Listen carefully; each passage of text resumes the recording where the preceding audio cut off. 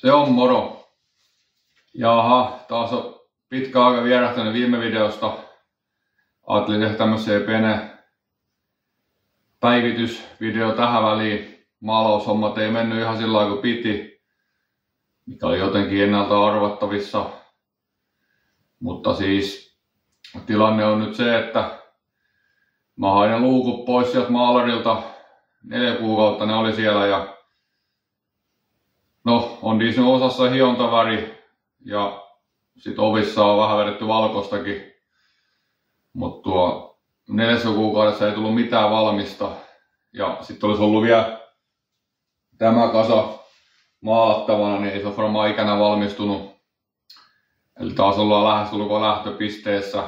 No, ennen lähtöpisteessä jotain kori nyt on jossain kunnossa, niin semmoinen ikävä homma, että taitaa saada suosiolle peruu se tavoite, että tälle kesää piti ajaa jossain muuallakin kuin pihassa. Mutta katsotaan vähän, mä en oikein muista mihin me jäätiin viime videossa.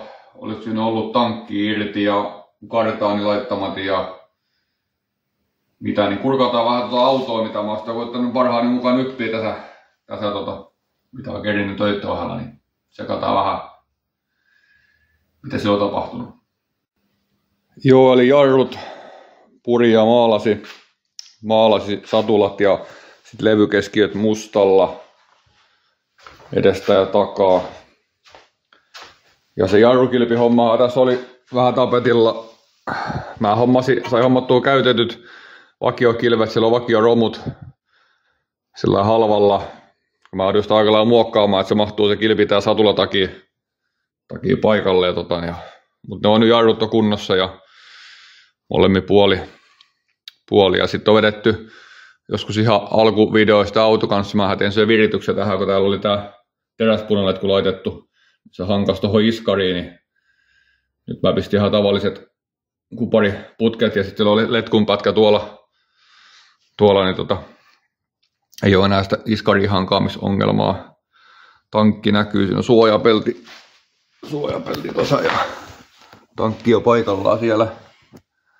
Ja miten siitä varmaan näkyy siinä kartaani on paikallaan. Tuli hitsattua ne korvakot, että se sopii ja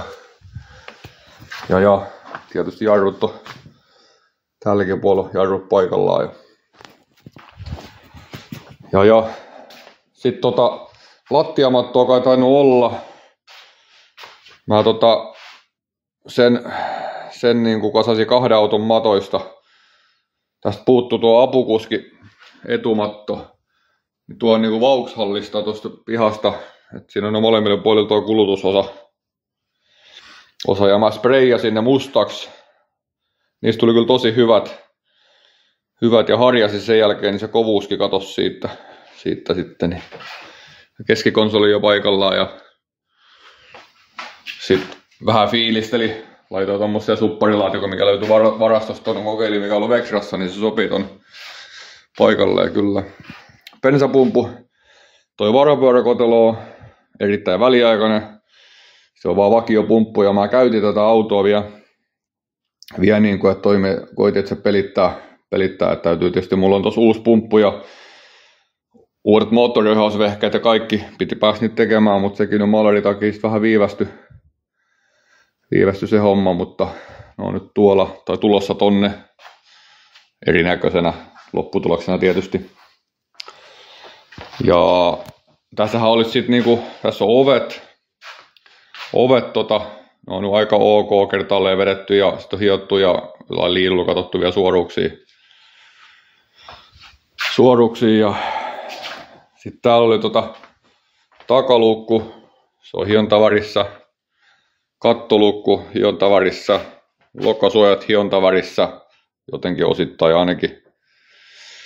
ainakin ja sitten konepelistä tulee oikein riasa sitten, että tässähän oli maalattu tämmöiset raidat, mutta tuo maalari oli sitä mieltä, että sitä ei voi maalata siihen, että se näkyy läpi sieltä se viiva.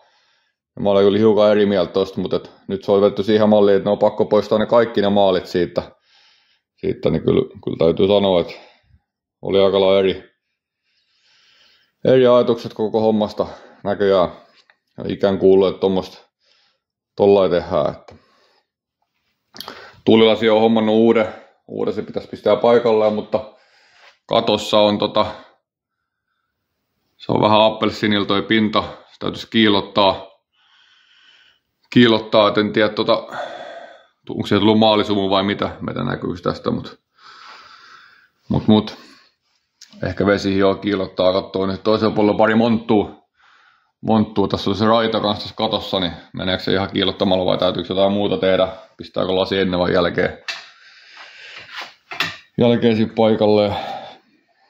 paikalleen ja mitäs vielä, niin oli tavoitteen se, että pääsis moottoriohjaushommia tekemään, sit mun pitää nokat vaihtaa ja kaikkea puuhaa, niin mä purin tästä autosta niin venttiilikopa ja jakopääsuoja pois, ne piti kans maalata samalla kuin nämä muutkin osat, no ne on maalattu, mut pinta on ihan hirveä,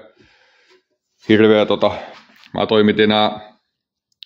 toimitin nää puhallettiin hiekalla sellainen kevyesti, vaikka maalari itse oli sitä mieltä, että hiekalle ei voi, totta kai alumiini, ne on pehmeitä, mutta ei olisi ollut iso paharasti, se on vetänyt suoraan värivaa sitten tähän päälle, niin olisi täytynyt vähän hioa näitä suoria kohtia vaan niin kuin tasaisemmaksi, alumiini on pehmeitä.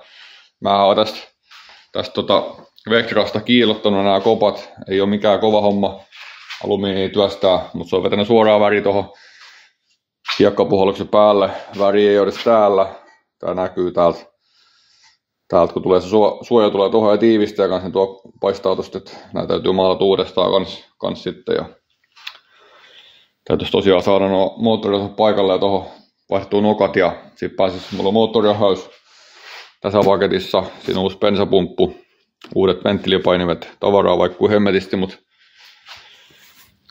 mitään ei oikein tunnu pääsevä pistää paikalleen, kun meni kaikki aikataulut ihan uusiksi tässä. Mutta siinähän ne varmaan sitten seuraava kasa, kun joskus saa nuo luukut maalattua, niin sittenhän siinä menee nämä kaarilevikkeen puskurit listat, korisarjaosat, takaspoileri, niin käy tuolla. Niin, semmonen homma. Joo, eli se oli se tilanne tällä hetkellä sitten auto kanssa, että täytyy löytää jostain seuraava maalari. Semmoinen, ketä haluaisi jatkaa tehdä hommaa eteenpäin loppuun asti ja sitten pääsi jatkaa työtkin alkoi tuolla aika pitkällä. Nyt on vähän töiden takia ollut hiljaisempaa, kun joutuu aika paljon liikkumaan tuossa pitkä Suomeen, niin tuo ei ihan kauheasti. Sen takia se on ollut tärkeää, että olisi saanut talvella, keväällä isomman osa näistä tehtyä, mutta nyt kun maalari veti löysi 4 kuukautta, niin se meni vähän se kevät sitten siinä niin ohitte, mutta tietysti eihän tämä kanssa mikään kiire siis sillä lailla ole, että ehkä suosio sitten siirretään vaan ensi talvea loppuun niputus, että sitten ensi kesänä voisi olla ajossa, mutta ei tässä tiedä yhtään mitä